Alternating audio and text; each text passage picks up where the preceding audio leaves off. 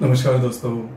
सिंह राशि का सबसे महत्वपूर्ण ग्रह राजयोग कारक ग्रह मंगल, जो कि सिंह राशि के व्यय भाव में संपूर्ण नवंबर महीने में भ्रमण करने जा रहा है। उसी प्रकार आपकी राशि का महत्वपूर्ण ग्रह गुरु, यह भी आपके दशम भाव में वक्री होने जा रहा है। लेकिन यहाँ पर एक बात अच्छी है कि आपके राशि का जो सप्तमेश है शनि, जो कि पिछले करीबन 3 से 4 महीने से वक्री चल रहा था, वह 16 नवंबर के बाद मार्गस्थ होने जा रहा है। ये जो सभी ग्रह है और बाकी के जो भी ग्रह है, उसके जो प्रभाव परिणाम है वो नवंबर महीने में सिंह राशि के लिए किस प्रकार के होंगे, सभी के बारे में डिटेल में चर्चा इस वीडियो में हम करने वाले हैं। तो सबसे पहले हम चर्चा करेंगे कि आपका जो स्वास्थ्य है, मानसिक या फिर शारीरिक, वह किस प्रकार का होगा। जैसे कि आपके राशि का जो स्वामी है रवि, जो कि आपके तृतीय भाव में भ्रमण कर रहा है, 17 तारीख के बाद यह जो रवि है वो आपके चतुर्थ भाव में भ्रमण करेगा। उसी प्रकार आपके राशि का जो षष्ठेश है शनि, जो कि आपके सप्तम भाव में भ्रमण कर रहा है। पिछले करीबन 3 से 4 महीने से ये वक्री चल रहा था। अब जाके करीबन 16 तारीख के बाद यह जो शनि है वो आपके सप्तम भाव में मार्गस्थ होने जा रहा है। उसी प्रकार आपके राशि का जो अष्टमेश है गुरु, जो कि आपके दशम भाव में है, वो वक्री होने वाला है या फिर वक्री हो चुका है। संपूर्ण महीने में वक्री ही रहेगा। तो ये जो संपूर्ण ग्रह, इसके अगर प्रभाव परिणाम देखे जाए तो सबसे महत्वपूर्ण बात, आपने पिछले करीबन 15-20 दिनों में देखा होगा कि आप बहुत ज्यादा एक्टिव हो गए हो और बहुत ज्यादा काम भी कर रहे हो। वैसे भी देखा जाए तो आपकी जो राशि है वो काफी ज्यादा वर्कहोलिक है, मतलब मेहनत बहुत अच्छी करती है। तो उसी के जो प्रभाव है, उसी के जो नतीजे है, वो आपने पिछले करीबन 10-12 दिनों में देखा होगा या फिर 15 दिनों में देखा होगा। इस महीने के करीबन 17-18 तारीख के बाद ये जो सिलसिला है वो जारी रहेगा। उसके बाद थोड़ा आप घर पर रहना पसंद करोगे, आराम करना पसंद करोगे और वह आराम आपको मिलेगा भी। स्वास्थ्य से रिलेटेड किसी भी प्रकार की प्रॉब्लम आपको देखने नहीं मिलेंगे, चाहे वो शारीरिक हो या मानसिक। तो ये जो संपूर्ण महीना है करीबन नवंबर का, वो इस लिहाज से देखा जाए तो आपके लिए शुभ फलदायी साबित होगा। इसके बाद हम चर्चा करेंगे कि आपका जो आर्थिक स्तर है वो किस प्रकार का होगा। आपके राशि के लिए जो 2 ग्रह है वो सबसे महत्वपूर्ण ग्रह कहलाते हैं। एक है बुध और दूसरा है गुरु। बुध जो ग्रह है यह आपका लाभेश है, धनेश है, और जो गुरु है यह आपका पंचमेश है और आपका अष्टमेश है और आपका लाभेश है। तो यहाँ पर बुध के बारे में अगर कहा जाए तो बुध जो ग्रह है, यह बुध ग्रह आपके चतुर्थ भाव में भ्रमण कर रहा है, लेकिन 26 तारीख के बाद यह जो बुध है वो वक्री होने जा रहा है। उसी प्रकार जो गुरु है वो वक्री अवस्था में ही चल रहा है दशम भाव में। और जो मंगल ग्रह है, ये मंगल ग्रह जो कि आपके राशि का राजयोग कारक ग्रह कहलाता है, ये आपके व्यय भाव में ही भ्रमण करेगा। तो यहाँ पर आपको आपकी जो स्पेंडिंग है, खर्च है, उस पर थोड़ा ध्यान देना आवश्यक होगा। इस महीने में, नवंबर के महीने में थोड़े से फाइनेंशियल क्रंचेस देखने मिलेंगे। इन चीजों पर थोड़ा ध्यान देना होगा। सबसे महत्वपूर्ण बात आपकी जो खर्च है, क्योंकि आपकी जो राशि है वो खर्च करने में आगे पीछे देखने वाली नहीं है। आपको इसी के ऊपर थोड़ा सा ध्यान देना होगा। अगर आपने कहीं से लोन लिया है या फिर पैसे के मामले में कोई प्रॉब्लम है, तो इस महीने से जो बातें हैं बहुत ज्यादा कॉम्प्लिकेटेड हो जाएगी, क्योंकि नवंबर के बाद का जो महीना है दिसंबर में, उसमें यह जो करीबन 16 दिसंबर के बाद यह जो मंगल आपके व्यय भाव में भ्रमण कर रहा है वो वक्री भी हो जाएगा। तो जो कॉम्प्लिकेशन है वो काफी ज्यादा बढ़ सकते हैं। तो इसी महीने में अगर देखा जाए तो आपको थोड़ा सा ऐसे किसी भी प्रकार की बड़ी रिस्क बिल्कुल भी नहीं लेना। खास करके पैसे के मामले में आपकी जो प्रॉब्लम है वो काफी ज्यादा बढ़ सकती है। चीजों पर थोड़ा सा ध्यान देना आवश्यक है। उसी प्रकार अगर आप शेयर मार्केट में ट्रेड करते हो तो वहां पर भी जो बातें हैं वो जैसे आप चाहते हो उस प्रकार से होने वाली नहीं है। ध्यान रखिए, अगर आप किसी भी प्रकार के बड़ी रिस्क बिल्कुल भी नहीं लेना। इसके बाद हम चर्चा करेंगे गृह सुख के मामले में आपका जो फैमिली हैप्पीनेस है वो किस प्रकार का होगा। जैसे कि आपके राशि का जो चतुर्थेश है मंगल, जो कि आपके व्यय भाव में भ्रमण करेगा, और आपके चतुर्थ भाव में भ्रमण कर रहा जो बुध है वो 26 तारीख को वक्री होने जा रहा है। जो शुक्र है वो 7 तारीख को आपके पंचम भाव में भ्रमण करेगा। उसी प्रकार जो रवि है वो 17 तारीख के बाद आपके चतुर्थ भाव में आएगा। तो घर का जो माहौल है वो भी ठीक देखा नहीं जाएगा। घर के जो लोग हैं उनके साथ आपकी जो इंटरेक्शन है वो ठीक नहीं रहेगी। छोटी मोटी बातों को लेकर तकरार हो सकती है। यह जो तकरार है वो थोड़ी बढ़ भी सकती है। तो इन चीजों पर थोड़ा सा आपको ध्यान देना आवश्यक है। प्रॉब्लम कॉम्प्लिकेशन थोड़े बढ़ रहे हैं इस महीने में, तो थोड़ा सा अलर्ट रहना आवश्यक होगा। इसके बाद हम चर्चा करेंगे लव लाइफ के बारे में कि आपकी लव लाइफ किस प्रकार की होगी। जैसे कि आपके राशि का जो पंचमेश है गुरु, जो कि आपके दशम भाव में भ्रमण कर रहा है, अब वो वक्री हो चुका है। उसी प्रकार आपके पंचम भाव में जो शुक्र चतुर्थ भाव में भ्रमण कर रहा था, वो आपके पंचम भाव में 7 तारीख को आने वाला है। तो यहाँ पर 2-3 बातें जिस पर ध्यान दीजिए।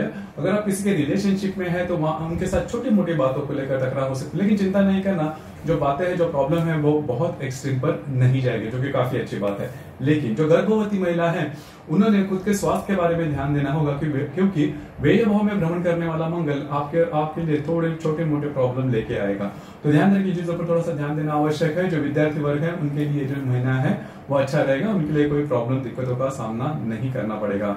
उसी प्रकार वैवाहिक जीवन के बारे में अगर कहा जाए तो आपके राशि का जो सप्तम शनि जो कि सप्तम भाव में ही भ्रमण कर रहा है, अब ये मार्गस्थ होने जा रहा है 16 तारीख के बाद। तो अगर आप विवाहित हो तो आपके जो वैवाहिक जोड़ीदार है उनके साथ आपकी जो इंटरेक्शन है वो काफी अच्छी देखी जाएगी, जो कि काफी अच्छी बात होगी। मतलब दोनों में जो बातें हैं वो ठीक ठाक ही देखी जाएगी। उसी प्रकार जो व्यक्ति विवाह करना चाहते हैं या फिर विवाह के लिए उत्सुक है उनके लिए जो कालावधि है नवंबर से लेकर वो काफी अच्छा देखा जाएगा। खास करके 18-20 तारीख के बाद का जो समय है उसमें विवाह होना, एंगेजमेंट होना, इस प्रकार के जो अनुभव है वो आ सकते हैं। इसके बाद हम चर्चा करेंगे कि आपका जो करियर है उससे रिलेटेड आपका करियर किस प्रकार का होगा। जैसे कि आपके राशि का जो कर्मेश है या फिर आपके राशि का जो दशमेश है शुक्र जो कि आपके चतुर्थ भाव में भ्रमण कर रहा है, 7 तारीख के बाद ये आपके पंचम भाव में भ्रमण करेगा और आपके दशम भाव में जो गुरु है वो वक्री हो चुका है। तो यहाँ पर एक दो बातें जिस पर ध्यान दीजिए। इस महीने में किसी भी प्रकार की बड़ी रिस्क नहीं लेना, मतलब जो भी आपका कार्य क्षेत्र है वो पूरी तरह से बदल देना या फिर कार्य क्षेत्र से रिलेटेड कोई महत्वपूर्ण निर्णय लेना, इस प्रकार के जो बातें हैं वो बिल्कुल भी नहीं करना। आपके जो अंदाज है वो चूक सकते हैं।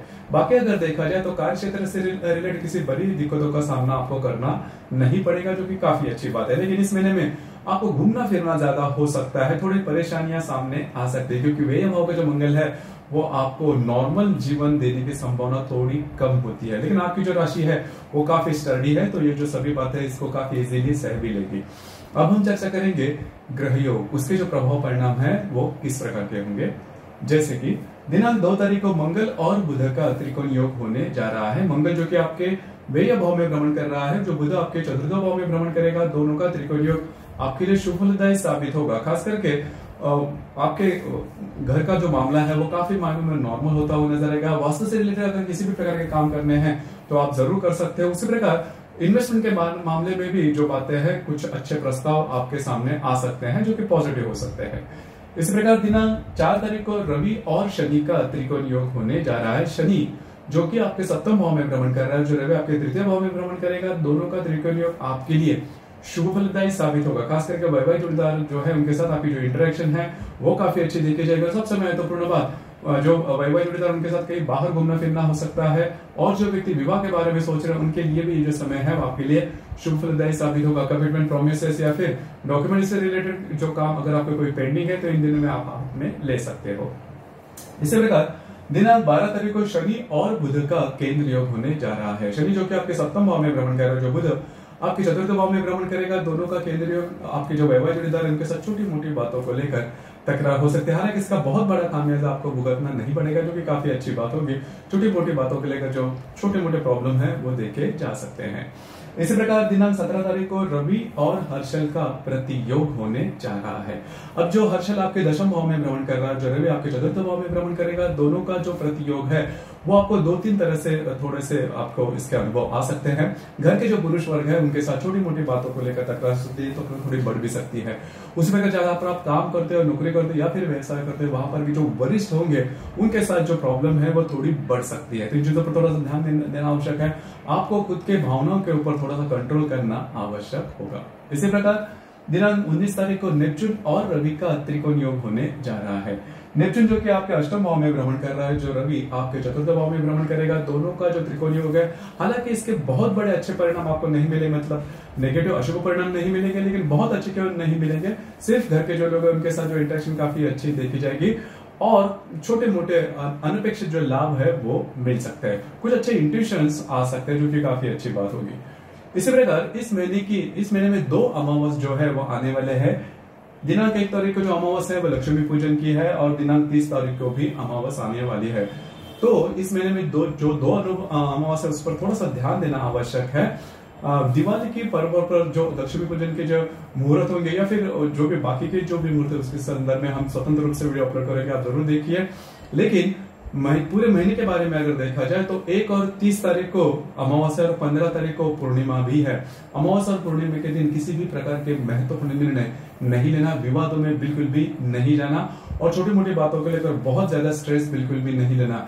यद्यपि लक्ष्मी पूजन का दिन है 1 तारीख को और उसी दिन अमावस्या होती है, लेकिन इस दिन में भी लक्ष्मी पूजन होने के बावजूद भी किसी भी प्रकार के बड़े कमिटमेंट प्रोमिसेस से आपको बचना होगा।